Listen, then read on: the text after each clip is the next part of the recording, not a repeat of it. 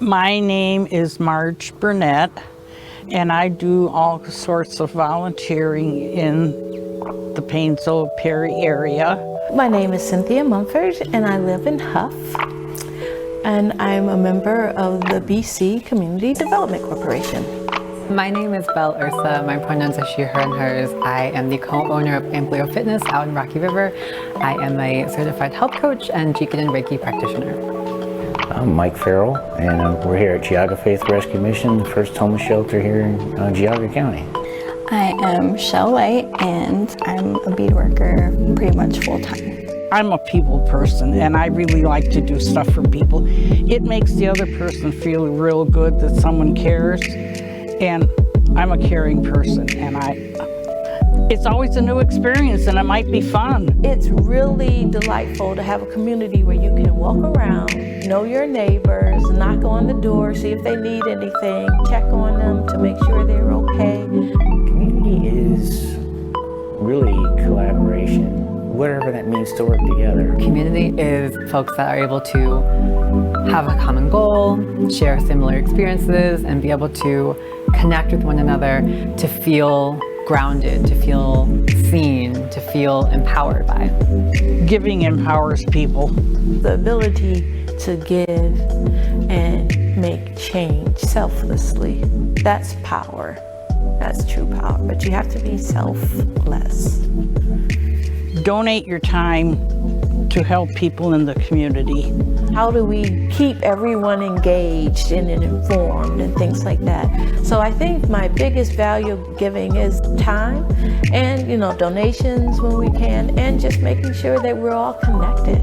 My definition of giving is giving what you have to give.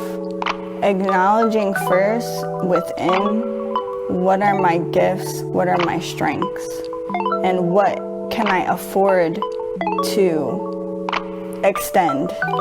We like to give each other respect, and we like to give in listening to our visions that we have, and make sure that everyone has a voice and that we are all heard respectfully and meaningfully.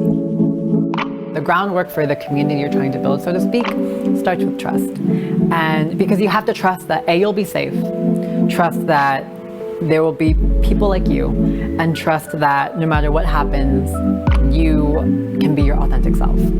I love helping people and making that difference and then to see it for the long term. To not have a homeless shelter, that just drives me crazy. To help people to be able to help themselves down the road like me, to give them the American dream, yeah. You can really help them when you have a shelter, where you can give them a spot to detox, to go, I don't have to worry about where I'm laying my head tonight. I think that transparency helps foster community because people like me, especially when it comes to being trans, people, they see folks like me out here living, we're thriving, we're doing our best. It helps give them confidence. When you see somebody walk their purpose, it's like, wow, I could do that too, or I need to do that, or that's just really good energy, is positive, because you're just like in your vibe, Let's be the light. And so when I say community, it's going to touch everybody's lives, the world's lives, I hope, for the better, for the good. Sometimes just smiling at somebody who has a sour look on their face, we don't know what other people are going through, or just saying hello, how are you? Giving is definitely something that comes from the heart. So if you think too much about it, you're using the wrong tool to give. Giving does not come from your mind, it comes from your heart. Go ahead.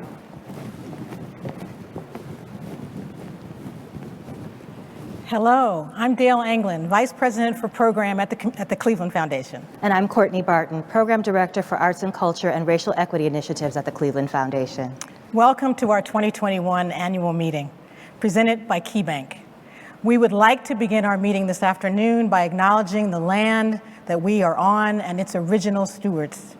We acknowledge those of the Haudenosaunee Confederacy who whose lands we stand on, and the thousands of Native American people who represent over 100 tribes who currently live in Northeast Ohio today. So our annual meeting theme this year is It Starts with Community. The video you just saw reflects some of the ways that people in Greater Cleveland think about their community, build their community, and give back to their community.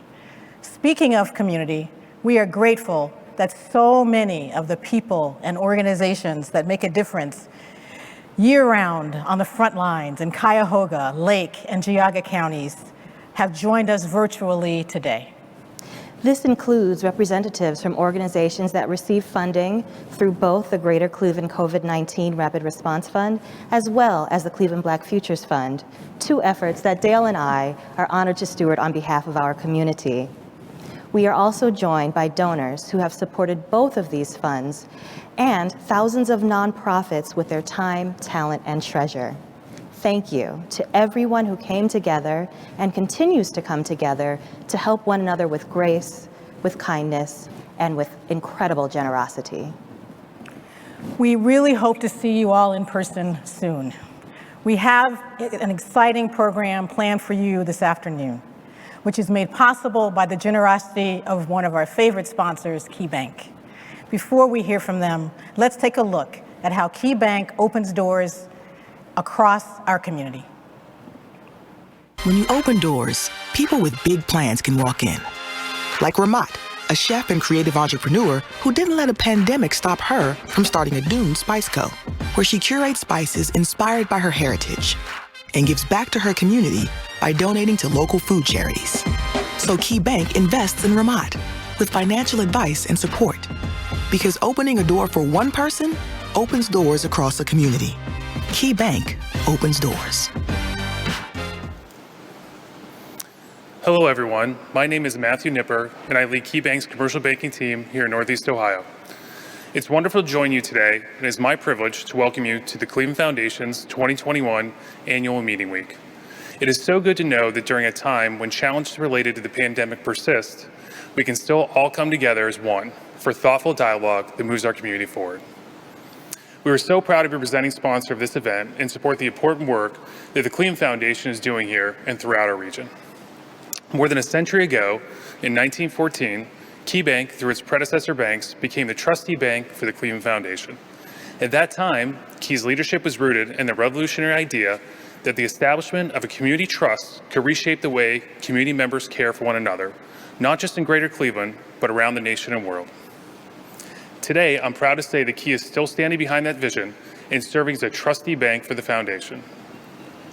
Our long-standing partnership with and commitment to the Cleveland Foundation comes naturally. At Key, we believe that building a better world starts at home.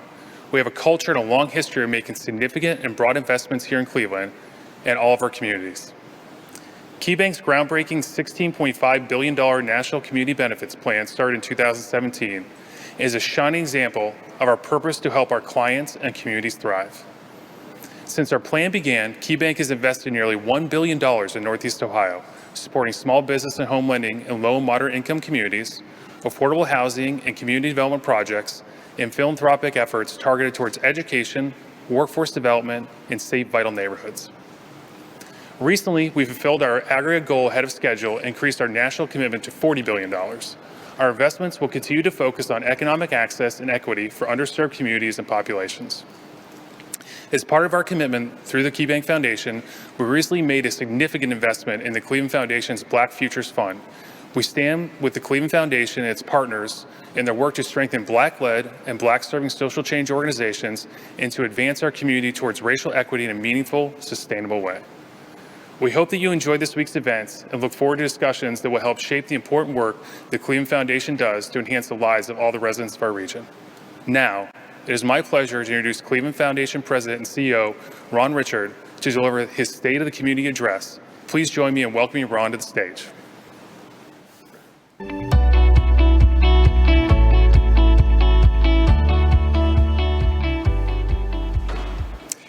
Good afternoon, everyone. On behalf of the entire board and staff of the Cleveland Foundation, I'm delighted to welcome you to the 2021 Cleveland Foundation Annual Meeting presented by KeyBank. As we gather today, there is no doubt that the world is in a different place now than it was before this pandemic. And each one of us and our organizations have been transformed by the experiences of the past 18 months. It has been a time defined by loss, uncertainty, stress, and introspection. But it's also been a time of exceptional innovation, activism, heroism, and renewal. As we continue to fight this awful virus, I'm hopeful that we can emerge from this shared experience with new perspectives, deeper empathy, and the confidence that we can face any challenge together. Cleveland has certainly shown its ability to come together to face a challenge. In the midst of a global pandemic and even at the height of the stay-at-home orders, our community never stopped. We just found new ways to do what we do. For students and families who transitioned to remote learning without adequate technology and supports, our community stepped up to quickly distribute laptops, hotspots, and packaged meals that would normally be served at school. Spaces were opened for students who needed a safe and supportive place to attend their virtual lessons, while teachers and administrators worked around the clock to adapt this curriculum and navigate incredibly difficult decisions in ever-changing conditions. For artists who suddenly found themselves unable to earn a living through their performances and exhibitions, our community came together to launch emergency relief funds to help them get by. And although their income was severely impacted, artists never stopped creating. They offered virtual performances and socially distanced outdoor exhibitions, and they engaged audiences when we needed their art and their inspiration the most. For people who've been torn between their desire to protect themselves and others by getting the COVID-19 vaccine and their fear of this newly developed medicine, our community has worked tirelessly to address those fears, sharing accurate and trustworthy information about the vaccine in different languages. Doctors, faith leaders, and trusted community members sat down with their patients, congregants, and neighbors to talk through the decision and encourage vaccination. Our community partnered with state and federal agencies to make the vaccine widely available in a matter of weeks, launching a successful mass vaccination clinic that administered more than 260,000 shots. These efforts continue. Just this month, partners from the Greater Cleveland COVID-19 Rapid Response Fund supported the launch of a grassroots vaccine outreach campaign designed and led by residents in neighborhoods across Cleveland. We are pleased to see more people getting the shot, as it offers our very best hope for saving lives and bringing this pandemic to an end. And although they happen quietly on streets and in neighborhoods across Northeast Ohio, we can't overlook the countless individual acts of kindness that occurred over the past year. Neighbors were checking in on neighbors. People sat down at their sewing machines to make masks for friends and strangers alike. Restaurants and home cooks prepared food for people in need, and countless prayers and good wishes were sent up around the clock on behalf of others. While a pandemic of this scale was new for all of us, in many ways it only amplified the challenges and conditions that far too many people experience on a daily basis, including food and financial insecurity, chronic health conditions, and the toxic effects of systemic and individualized racism and discrimination. I'm hopeful that we can use the experience of this pandemic to make lasting changes that get to the root of these issues. I'm optimistic because of the incredible solidarity, creativity, and resiliency that have been seen across our community. As Greater Cleveland's Community Foundation, the experiences of the past year have underscored our responsibility to the people and organizations of Cuyahoga, Lake, and Geauga counties. At the foundation, we were privileged to be able to operate remotely, and we saw this as an important step to help slow the spread of the virus and protect those who couldn't work from home. But even as we transitioned to remote operations to protect public health, we never slowed our efforts to assist Greater Cleveland. In fact, we increased our annual grant making by nearly 15% compared to 2019. We reached out to our grantee partners and donors via Zoom meetings, phone calls, text messages. We accelerated our grant cycle from a monthly to a weekly basis to respond more quickly to the needs in Cuyahoga Lake and Geauga counties. And we worked with partners across sectors to support and launch community funds, including the Cleveland COVID-19 Rapid Response Fund, the Greater Cleveland Digital Equity Fund, and the Cleveland Black Futures Fund. I must acknowledge the incredible generosity of Cleveland Foundation donors who stepped up to support local nonprofit organizations and address needs across Greater Cleveland during this very difficult time. And of course, I'd like to acknowledge the Foundation's staff and board, who I believe worked harder than at any time in our 107-year history. We have an opportunity to turn the disruption of the past year into a new way of doing things, and it must start here in our community. We have seen a groundswell of momentum to eliminate the widespread structural racism and prejudice that continue to impact Black, Hispanic, Asian, Indigenous, disabled, LGBT+, Muslim, Jewish, and other communities. How can we continue this momentum to realize a more just and inclusive society? This work must happen. It must happen in classrooms, boardrooms, voting booths, doctors' offices, and in our own backyards. Each one of us has responsibility and a role to play in this effort. How can we help more Greater Clevelanders get back to work at jobs that offer a livable income for their families, as well as opportunities for advancement in their careers? In the manufacturing sector, which accounts for 50% of our region's economy and continues to grow, we know there are employers looking to hire for jobs that pay family-sustaining wages, but they struggle to find employees who have the skills they need. This is a disconnect that we can solve through strategies like sector partnerships that bring together industry and the community to set shared goals and align resources to address workforce challenges. As we create pathways to opportunity, how can we continue to spur inclusive economic growth in our region to create even more jobs and attract new residents?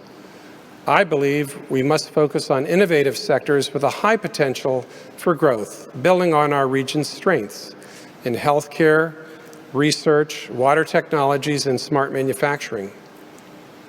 As we promote economic growth, how can we ensure that the leaders and workforce in these sectors represent the diversity of our community, especially people who have historically been underrepresented?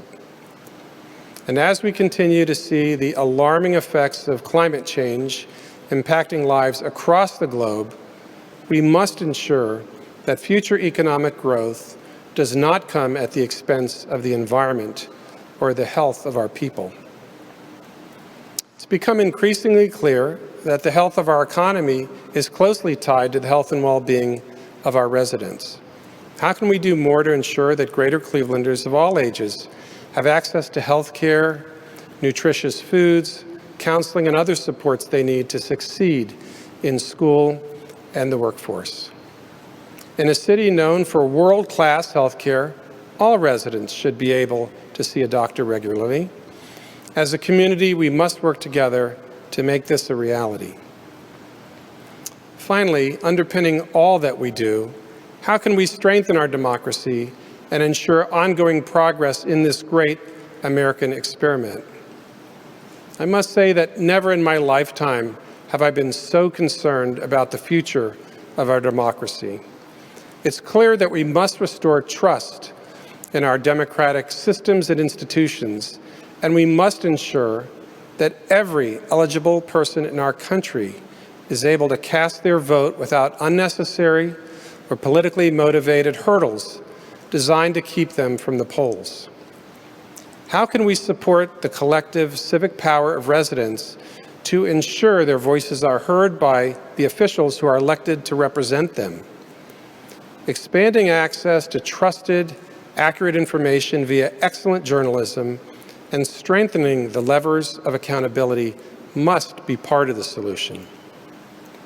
Here in Cleveland, we have a watershed mayoral election coming up in November. As we prepare for the next chapter in our city's leadership story, I want to acknowledge the legacy and the work of Mayor Frank Jackson over the past 16 years. I'd like to thank Mayor Jackson for his steady leadership and commitment to Cleveland residents during his time in office. Mayor, I have so appreciated your friendship and your administration's unwavering support of the Cleveland Foundation. It's my hope that whoever is elected in November will build on Mayor Jackson's accomplishments and continue the progress for our beloved city. We have an abundance of opportunities ahead of us, and it all starts here in our community. As we've heard over the past, proximity matters. As your community foundation, the Cleveland Foundation is committed to being proximate to you and to everyone who shares love for Greater Cleveland. This afternoon, we're broadcasting from the heart of Midtown and just a few blocks away from the site of the Cleveland Foundation's future home at the corner of East 66th Street and Euclid Avenue. Construction on the building is underway, and we plan to move in during the fall of 2022. This move will usher in a new era for the Cleveland Foundation and a new way of working with the community. Our new home will provide accessible community space for the people of Greater Cleveland to come together, to work together, and celebrate together. A public cafe staffed by special needs residents will serve food and beverage options, and it will be operated by a local mission-driven organization that's committed to social impact. There will be dedicated gallery space to showcase the work of local artists and creators through rotating displays curated by the community. And we're so excited to relocate the Stephen A. Minter Conference Center from our current offices to our new home so that nonprofit organizations can continue to enjoy free meeting and event space to bring people together. A multi-purpose room on the ground floor will host community events, classes, and dance and other performances and activities, while a multi-level event space between the second and third floors will immerse visitors in the Anisfield-Wolf Book Award canon. Finally, indoor-outdoor event and meeting spaces on the second and third floors will feature terraces with sweeping views of our lovely city. We want you, all of you, to feel that this is a place where you're welcome, where you can be inspired to partner with others, and where you can see your future possibilities and the possibilities for Greater Cleveland. We're so excited to welcome all of you into our new home as soon as construction is complete. But we want you to know this is not just a physical space that is changing. As you'll hear more about later in the afternoon's program, our new strategic direction involves the foundation shifting from a doing for the community to a working with the community paradigm. I'm sure you'll notice and feel the shift in the months and years ahead. As I reflect on the state of our community today, I'm aware that there's a great deal of work ahead of us, most immediately in our efforts to bring this pandemic to an end and truly begin our recovery. However, I'm filled with optimism for Cleveland's future. I think about the ways that we moved mountains together over the past year through partnership and shared learning.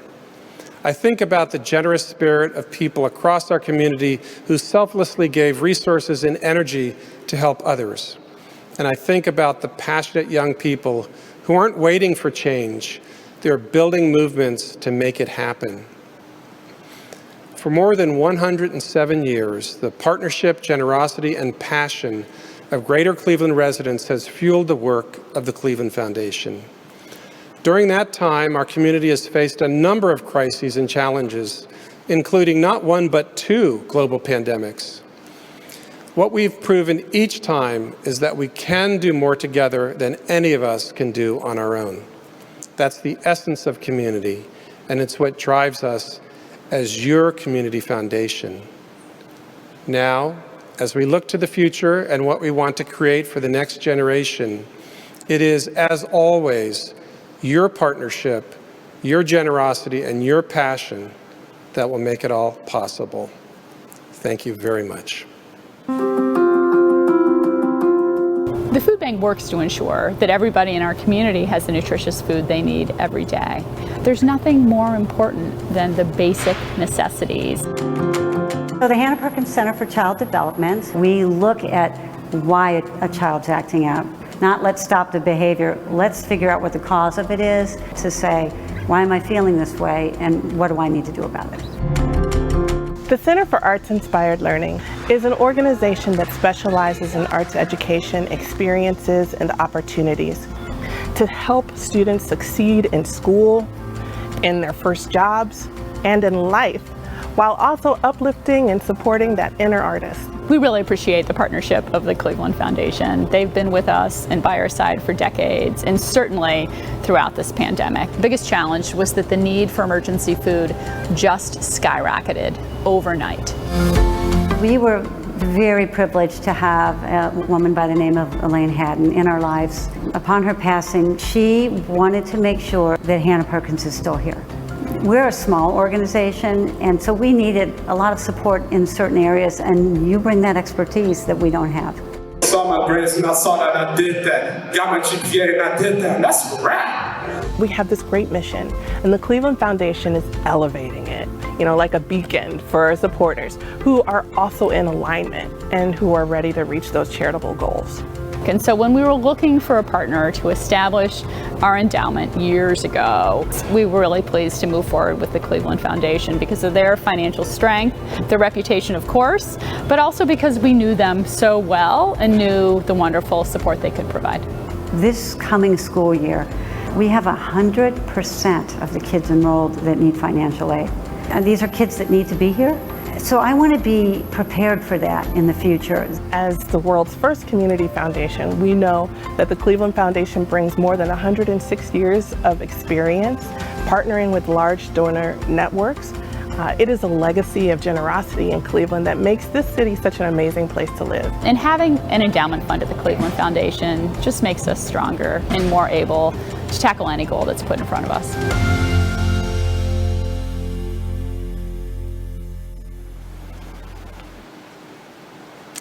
Good afternoon.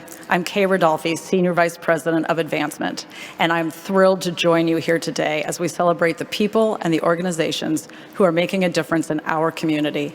I would like to begin by thanking our Cleveland Foundation donors. All that we do is made possible by you.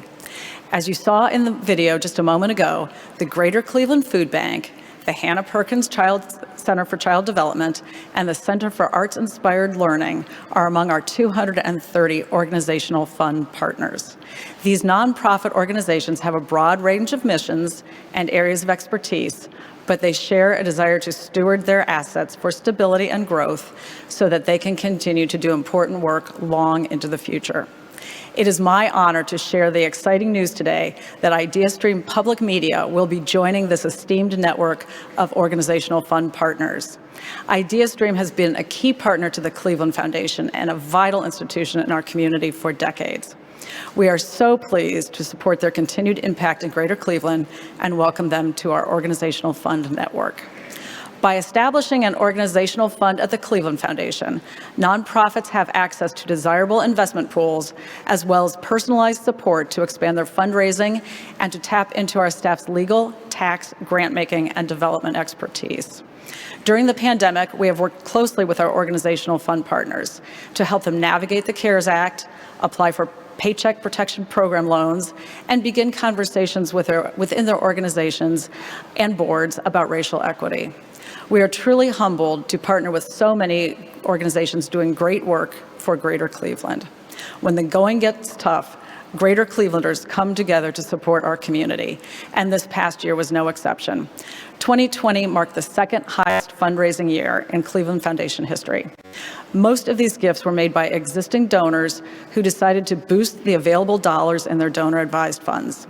Our staff have worked diligently with our donors to help them make grants from their funds and connect to nonprofits that are making an impact in Greater Cleveland.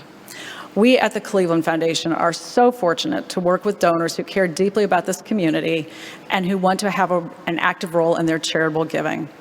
The outpouring of support from individuals, families, and organizations over the past year has helped nonprofits address the unprecedented needs that we have seen across Northeast Ohio.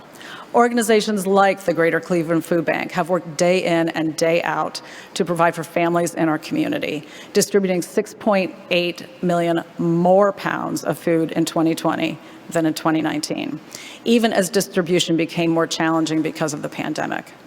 In lieu of a community reception this afternoon, the Cleveland Foundation is honored to make a $20,000 donation to the Greater Cleveland Food Bank and to support its work feeding the hundreds of thousands of families that it serves each year. In the year ahead, we look forward to continuing our work with the individuals, families, and organizations who have chosen the Cleveland Foundation as their trusted philanthropic partner. Together, we will support our community through this ongoing pandemic and work together to build a bright future for Greater Cleveland. Thank you. It's my great privilege to present the 2015 Homer C. Wadsworth Award to John Zitzner. It is a great privilege to present the 2016 Homer C. Wadsworth Award to Jim Murkakis. The 2017 Homer C. Wadsworth Award to Phyllis Harris. The 2018 Homer C. Wadsworth Award to Raymond Bobkin. It is my privilege to present the 2019 Homer C. Wadsworth Award to Paul Clark.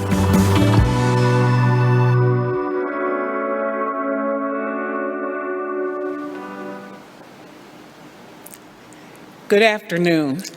I am India Pierce Lee, Senior Vice President for Program at the Cleveland Foundation. Each year, the Cleveland Foundation's Homer C. Wadsworth Award is given to a local leader who demonstrates creativity, ingenuity, risk-taking, and good humor in service to the community. These are the qualities that define Homer Wadsworth, who served as Executive Director of the Cleveland Foundation from 1974 to 1983. I would like to recognize Homer's family members and members of our award committee.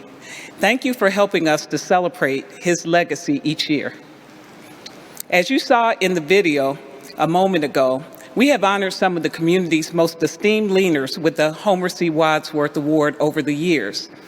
Last year, during a year unlike any other in our history, we did not name an individual winner, but instead recognized the incredible leadership demonstrated by so many people across our community as we face the global pandemic.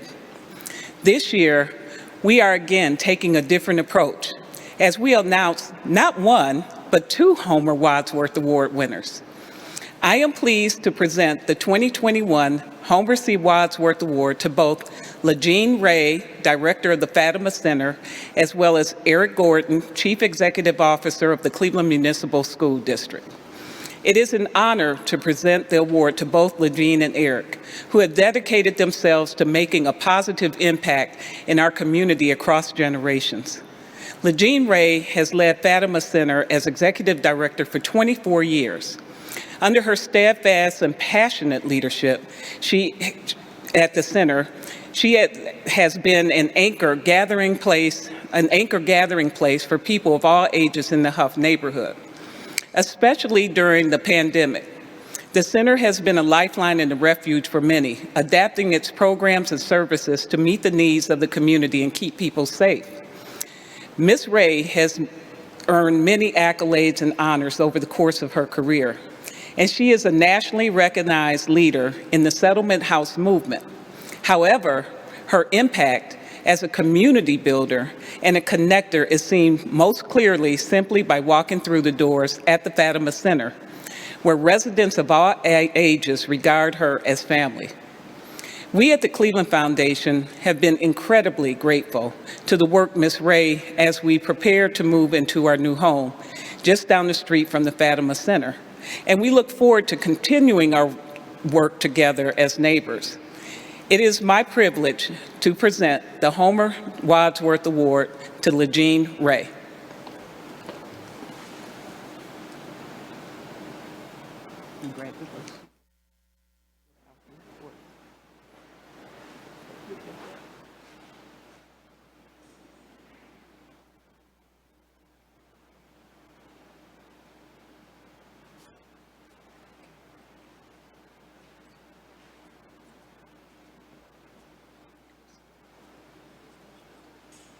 Good afternoon. I want to personally thank the Cleveland Foundation and the Homer C. Wadsworth family for selecting me as one of the recipients of this most distinguished award. I humbly accept this honor on behalf of my grandparents who relocated from Alabama to Cleveland and opened their home to many migrating families behind them. I want to accept this award on behalf of my mother, who established a dance school and also the Lady D's drill team to support youth as she grew up. I want to thank this award on behalf of my husband, together with myself, who relocated our family, established our home in Huff for 37 years. I accept this award on behalf of the missionary servants of the Most Holy Trinity, the Capuchins, and the St. Agnes, Our Lady of Fatima Parish. I accept this award on behalf of Cleveland Catholic Charities, who have maintained a presence in the Huff community for over 50 years and continue to invest in its people and its programs today. I accept this award on behalf of my family, who have supported me in my community engagement work for over 45 years. Finally, I accept this award on behalf of the Fatima Family Center staff, boards of trustees, advisory councils, friends, and funders, past and present, who have made the center a place of welcome, vision, support, advocacy, and family caring for hundreds and thousands of people since its beginning in 1973. I want to thank you again for having the ability to accept this award. Thank you. Thank you. Sure, I take this. Mm-hmm. Congratulations. Thank you. Now, this year marks the 10th anniversary of Eric Gordon's appointment as CEO of the Cleveland Metropolitan School District. It is difficult to overstate just how much the district has accomplished since then. Mr. Gordon's leadership has been central to the ongoing transformation of the district, from the passage of the Cleveland Plan in 2012 to the launch of Say Yes to Education Cleveland in 2019, which is providing generations of Cleveland Metropolitan School District students with tuition gap closing scholarships for college or industry-recognized credential programs. Mr. Gordon regards the 40,000 students in the Cleveland Metropolitan School District as if they were his own. His personal commitment to Cleveland students and their families is unwavering and ever present, whether he's celebrating a graduation or guiding the district through a pandemic. As Ron mentioned in his address, the Cleveland Metropolitan School District mobilized a tremendous effort to help students and families across the district receive access devices, hotspots, and basic needs when they transitioned to remote learning last year to protect public health. Now the district has launched an innovative summer learning experience to engage students and ensure they stay on track in their studies despite the disruptions of the past 18 months. Mr. Gordon's leadership has been at the center of it all, and it is my honor to present the 2021 Homer C. Wadsworth Award to Eric Gordon.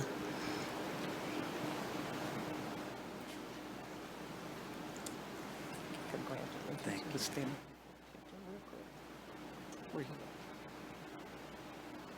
Did he get it?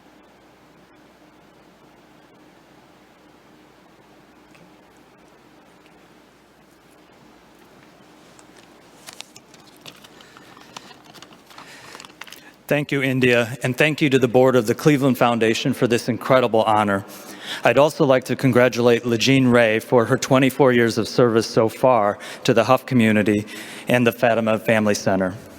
Legine's leadership, and I hope also my own, are emblematic of Homer Wadsworth, whose nearly decade-long service as executive director of the Cleveland Foundation was known for innovation, vision, and community leadership. I would call what Homer Wadsworth modeled as the foundation's leader from 1974 to 1983, Legine's leadership since 1997, and my own in 2 roles in Cleveland beginning in 2007 as urgent persistence. We need leaders who can persist, and fortunately, Cleveland understands that. That's not true everywhere.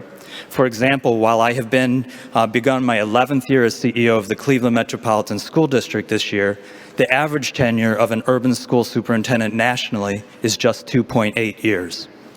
But we also need leaders who lead with urgency while they persist.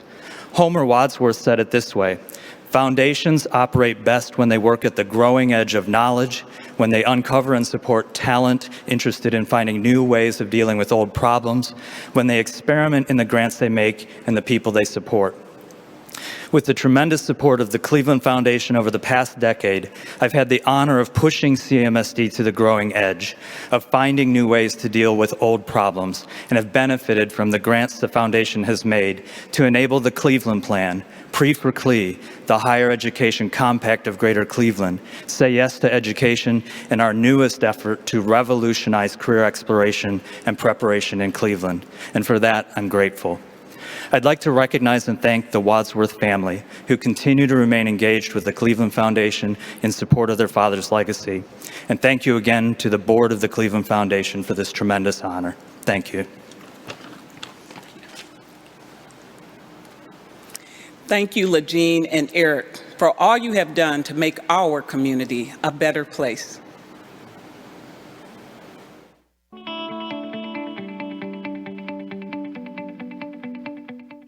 Isabelle Wilkerson, winner of the Pulitzer Prize and the National Humanities Medal, is the author of the critically acclaimed New York Times bestsellers, The Warmth of Other Suns and Caste.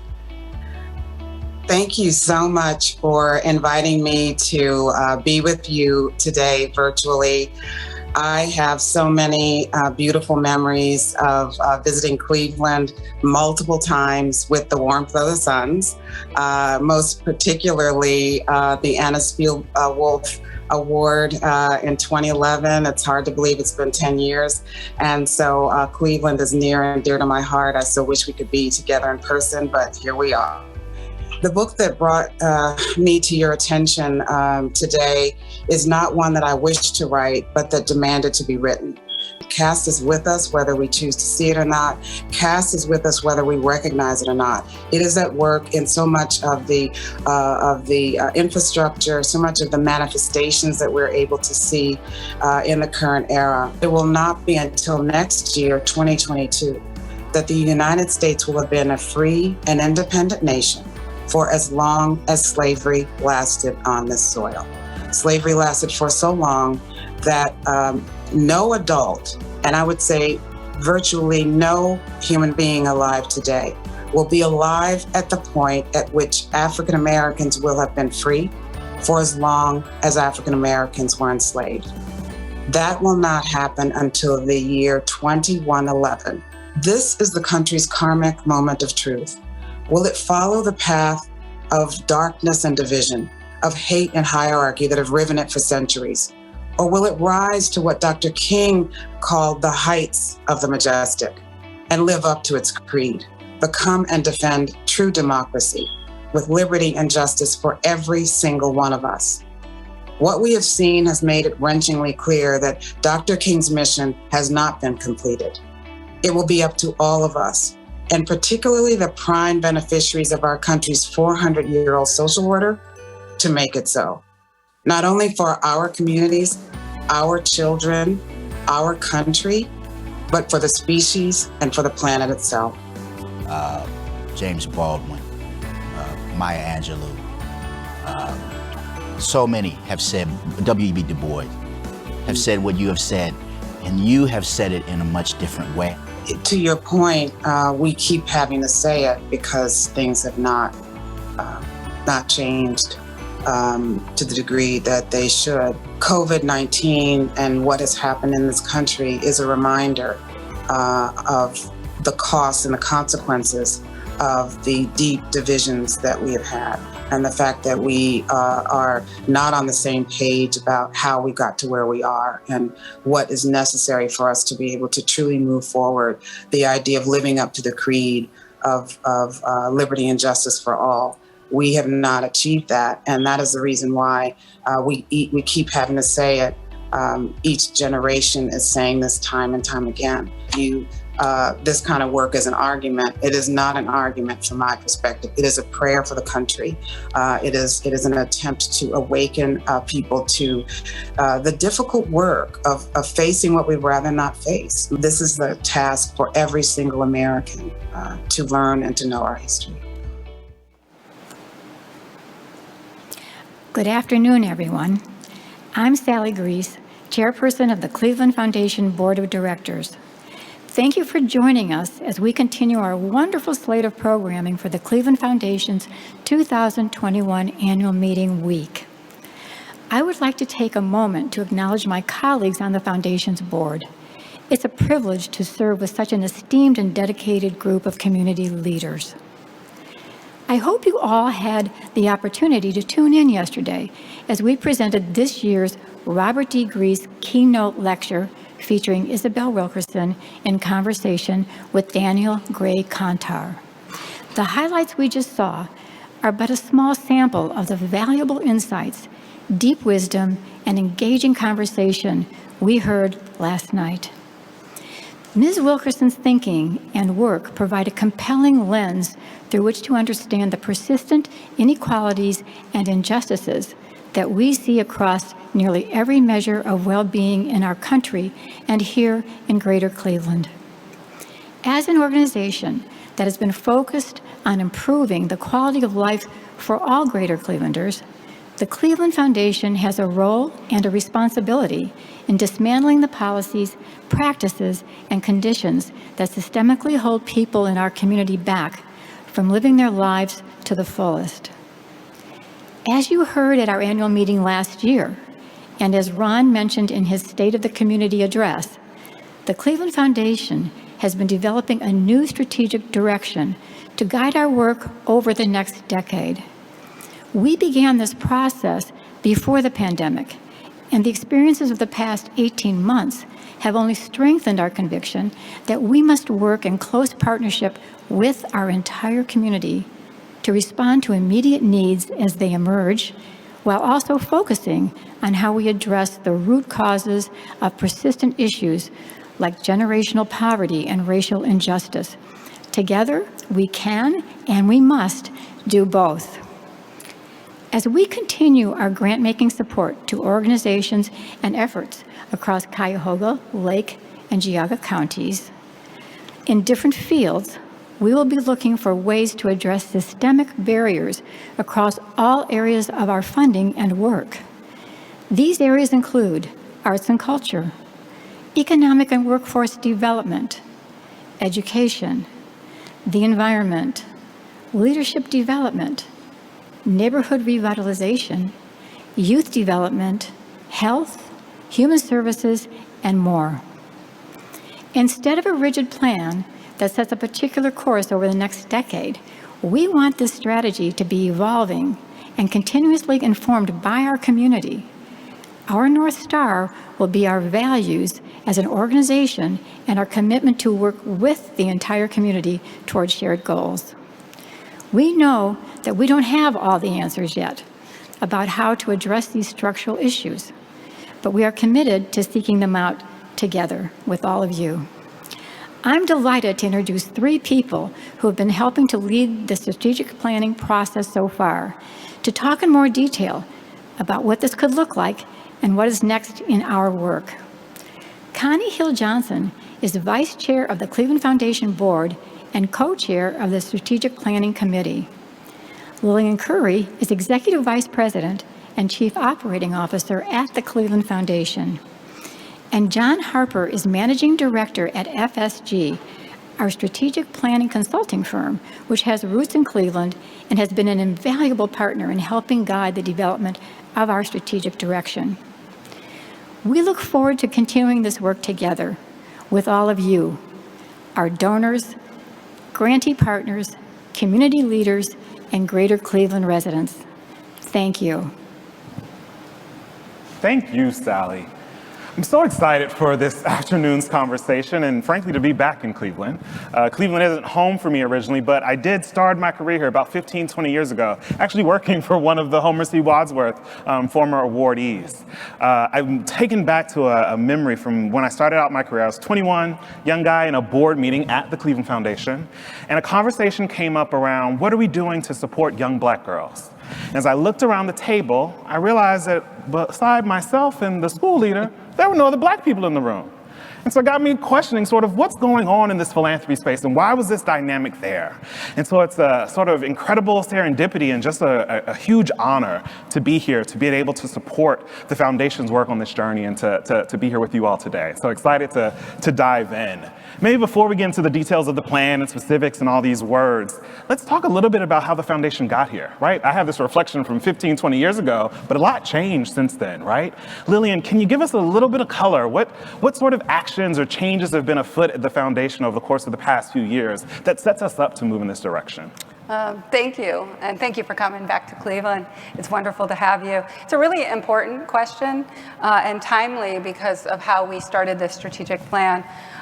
3 or 4 years ago, as a few things were going on, we were beginning to think about potential move and the question of why we were moving, which is really important to think about the foundation and its future being more transparent and open and welcoming and going from the 15th floor of an office building out into the community and how important that is to really think about being much more accessible and working with the community. But while that process was going on, it's such a big move that it also was a big transition period. So a really important moment for the foundation also to think holistically about the whole foundation, this move and this transition time. So that was going on. Second, I think we were really questioning and looking hard at our grant making and our impact and thinking about public policy and long-term change and how we could do more in that space as well to really think about lasting change. And so questioning that in the last few years. I think also we were really willing to take a hard look at ourselves and philanthropy at that time and think about the hard questions that we have to ask about impact and how we could have more of it. And so that was going on and we were about to get started and then the pandemic hit. And so we had this moment to pause and to think about the strategic plan at that moment, which is just actually a really important and incredible time to be doing some strategic planning. Yeah, that resonates with me, Lillian. Connie, as I think back, sort of March 2020, we have the pandemic hits, we have the murder of George Floyd, so much that occurred over the course of 2020. Yeah. As you think about it, what was the impact of all of that as we were diving into the strategic planning work? You know, I remember so clearly, it was May of 2020 when George Floyd was murdered. And we were in the beginning stages of this strategic planning process. And when we came back together as a board, I clearly knew something had to change and we had to pivot. And so here we are, and particularly as an African-American woman, I'm thinking, you know, wow, 2 pandemics. We're faced with systemic discrimination and looking at that globally, and the pandemic, the virus, COVID-19 is hitting us. And I think we knew as a board that we had to kind of pump the brakes, as they say, and pivot and say, what really are we going to do to address both of these pandemics? What are we going to do as we look ahead? You know, a strategic plan forces you to look ahead. It's a living document, but it forces you to look ahead and be fluid. And we knew at that time that we could not go the traditional way of doing a strategic plan. And so immediately the Greater Cleveland COVID Rapid Response Fund came to being, and with Cleveland being such a philanthropic city, so many partners and individuals and organizations stepped up so that we could be a blessing and serve those in need. Secondly, we birthed the Cleveland Black Futures Fund. And we have recognized for years, and I think philanthropy across the country has recognized for years that we've not given to those who are closest to the problem. Mm-hmm. And we decided to be very intentional about funding Black-led, Black-serving organizations. And I think we've recognized that we've just scratched an itch. You heard in the comments earlier that we were inundated with grant applications from nonprofits. And I believe the number was 40% had never approached the Cleveland Foundation asking for money. So what does that say about those organizations on the ground who are serving the community, but for whatever reason never thought they could come to us? So I think that timing last summer was pivotal in our whole strategic planning process. That resonates with me, and from experiencing it from my perspective, it was sort of a pause that forced us to get honest and real with ourselves, right? Like, what are we doing here? This can't be business as usual. Let's get really honest about what the work looks like moving forward. So we covered a lot together. Spent lots of quality time on Zoom. We did. Probably 50 plus interviews, reams of donor data and grant data. Talked to some of those folks from across the country about what others were doing. The entire foundation board participated in the Racial Equity Institute's 2-day groundwater training, the full training. There was a lot going on. Connie, as you reflect on all that, what's one highlight that stands out for you, good or bad, on this full experience? Wow. Good, I have to say, is the REI training. I'm a native Clevelander, knew about it, but had never, number one, been invited to take part, but I have to admit, never was intentional about saying, I'm going to do this. So when the board made the commitment to go through the 2 days, it was eye-opening. I turned off my Zoom camera a couple of times because tears were in my eyes. Really digging and learning and coming to grips with systemic discrimination and racism and social justice issues. And you know how you're looking at that Zoom camera and you're seeing all the faces and you're trying to read what folks were experiencing. But I think as a board collectively, it was another pivot point for us to say we are indeed on the right track in reframing what the Cleveland Foundation is going to be about going forward. Yeah, I agree. It was game changing. It was. Like the tone, tenor of the conversation changed at that point. We were having a very different conversation, a more honest, transparent conversation. And I think it's what got us to where we are in some ways, right? I agree. Totally. So we got these 3 priorities: fostering economic prosperity, creating pathways to opportunity, and building and sharing power. So there's a lot of fun words. I'm a consultant. We come up with fun words. But what does that all mean, right? If I run an arts and culture program, or if I'm interested in investing in environmental causes, does this mean I'm not aligned with the foundation anymore, Lillian? How do I think about this? Yeah. No, I think this is one of the big ahas during the process, was that this approach, and I think the great work that you did for us, got us to think about what's important about a community foundation, and it's that we're place-based. And we can do the work to meet the needs of the community. That's what's special about the foundation, is that we can be responsive and we can work with the community on immediate needs. But we can also work on longer term issues and systemic change at the same time. And so we're uniquely positioned to do that. And I think there was a recognition that it's both and.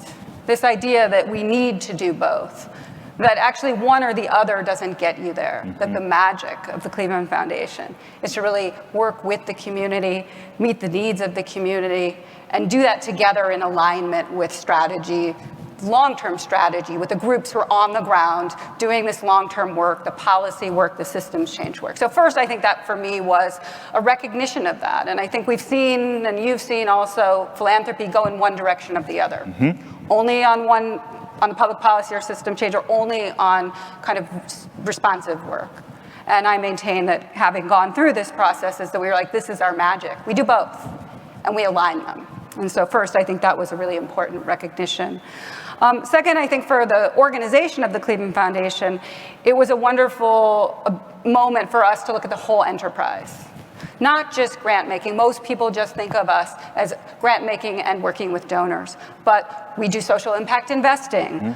We have leadership programs that are really investing in young people, but harnessing the full force of the Cleveland Foundation towards this and not just grant making. So that was another important piece of this that really is tying everything together, and we're being very intentional about that, which gets to the third thing, which is this big move, right? And the big move to Midtown, which is a transition period for us, allows us to put all this to work together out in the community with the whole organization. So I have a story. I remember when we did a lot of community engagement around the building itself.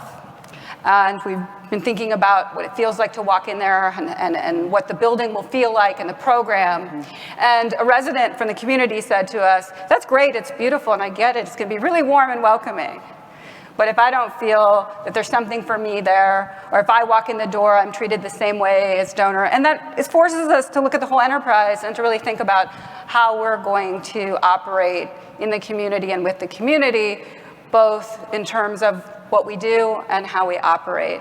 And so all of this is coming together, which is really exciting, and thank you for all the work you've done with us along this path. I certainly accept that gratitude on some levels, but I don't think I deserve it.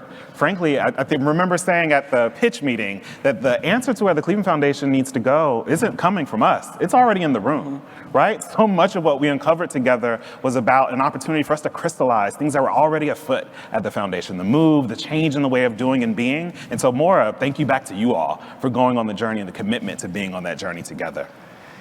So all this is happening, right? We have the move to Midtown, the launch of the Black Futures Fund, other things that you can tell that there's a lot happening here.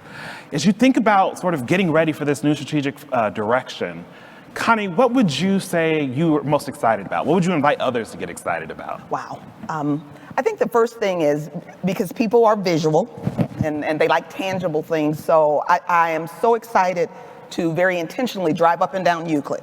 I said the other day, I remember catching the 6th bus up and down Euclid growing up. So when I look over at the hole in the ground and I envision the building and the openness and the transparency and being able to walk in that building and see community members on the first floor and not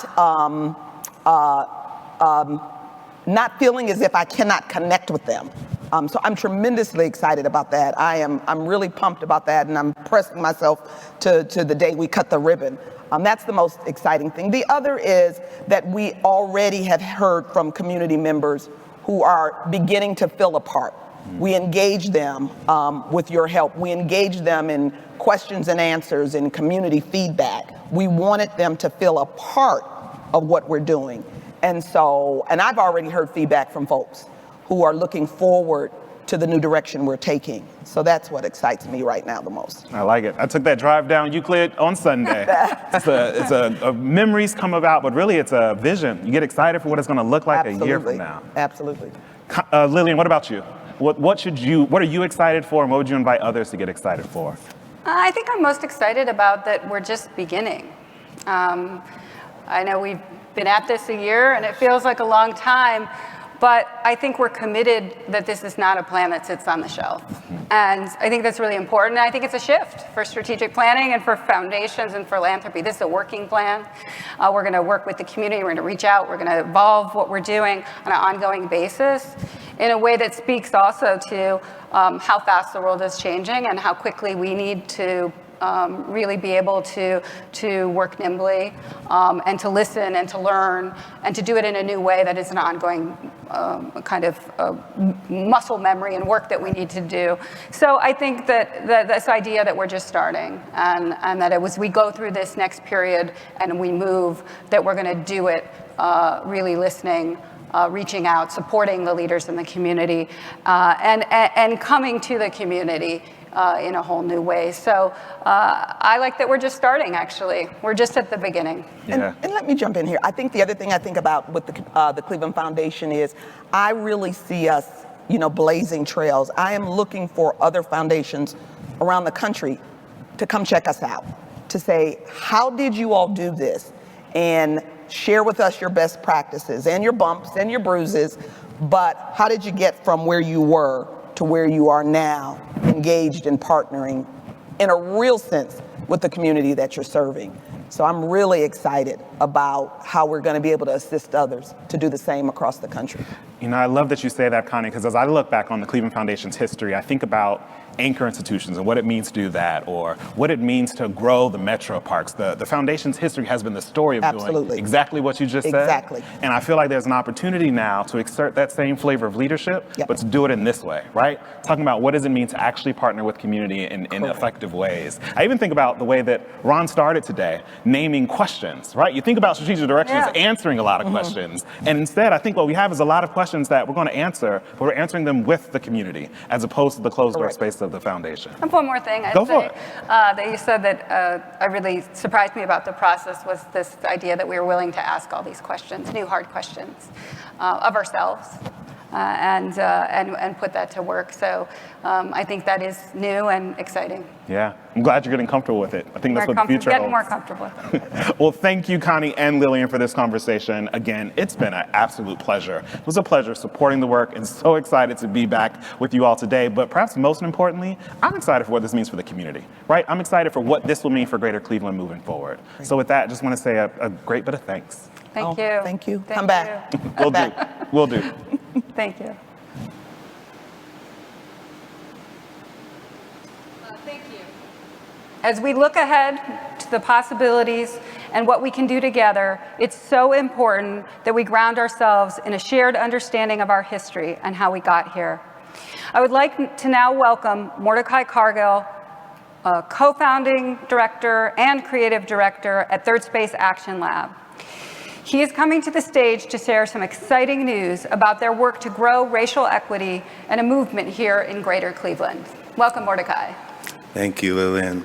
Good afternoon. My name is Mordecai Cargill, and I have the unique privilege of being co-founder and creative director of Third Space Action Lab, Cleveland's very own grassroots solutions studio, hard at work prototyping creative, place-based solutions to complex socioeconomic problems. We are institutional and community organizers, turning multidisciplinary research into evidence-based strategies and activating third places to co-create more liberated spaces for people of color. We describe ourselves as McKinsey and Parliament Funkadelic have a soulful black baby, but you may be wondering, what does this actually mean? Third Space Action Lab exists to support our community's expressed desire to take action, to imagine and realize a more equitable and inclusive future for Greater Cleveland within our lifetime.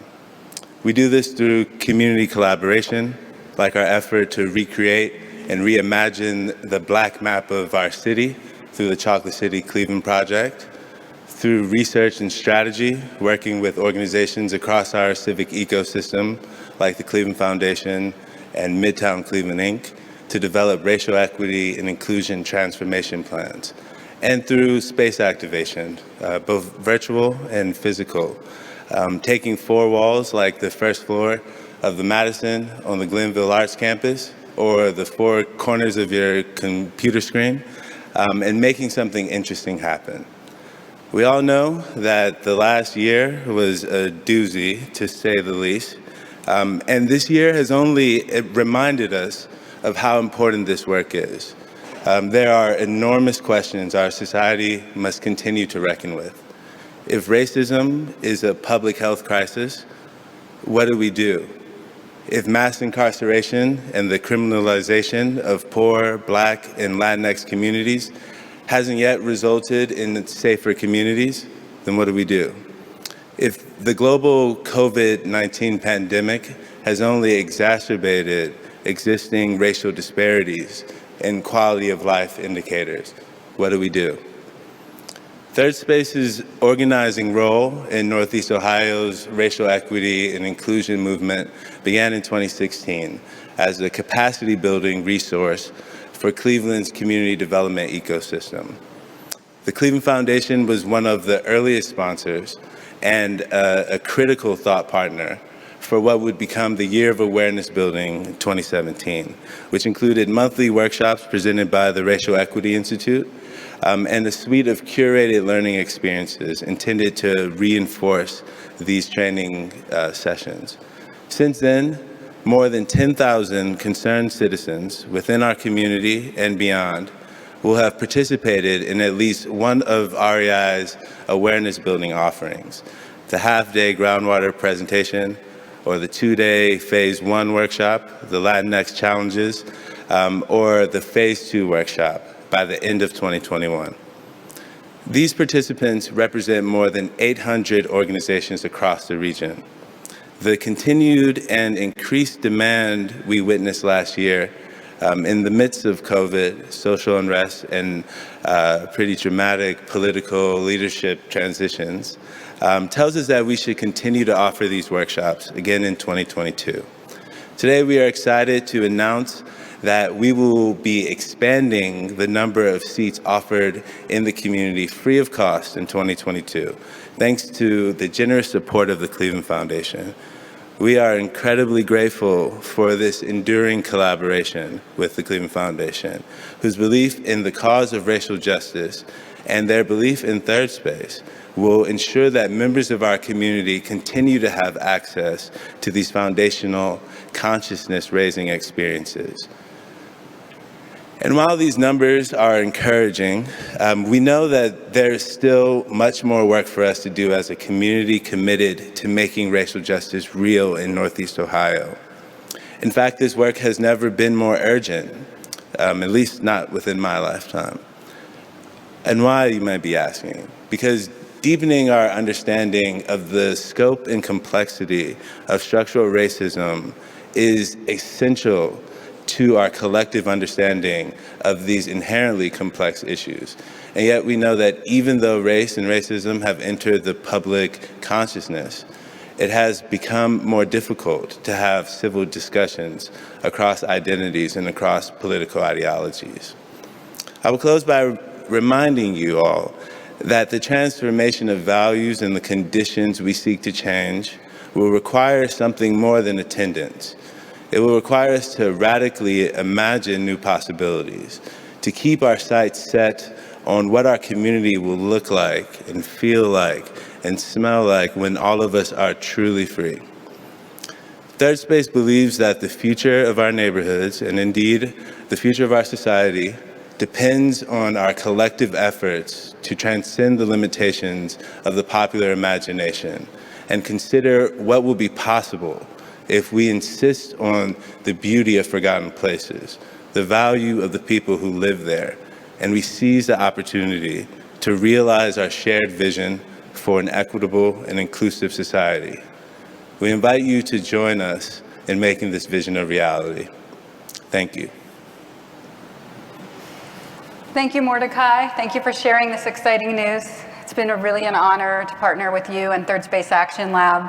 So thank you very, very much. And thank you to everyone who's joined us for the 2021 Cleveland Foundation Annual Meeting, presented by KeyBank. We look forward to continuing to work with you throughout the year. Now, to close this program, please enjoy this very special performance from the talented young students at the Tri-C Arts Academy's Vocal Arts program that was created this year through the pandemic.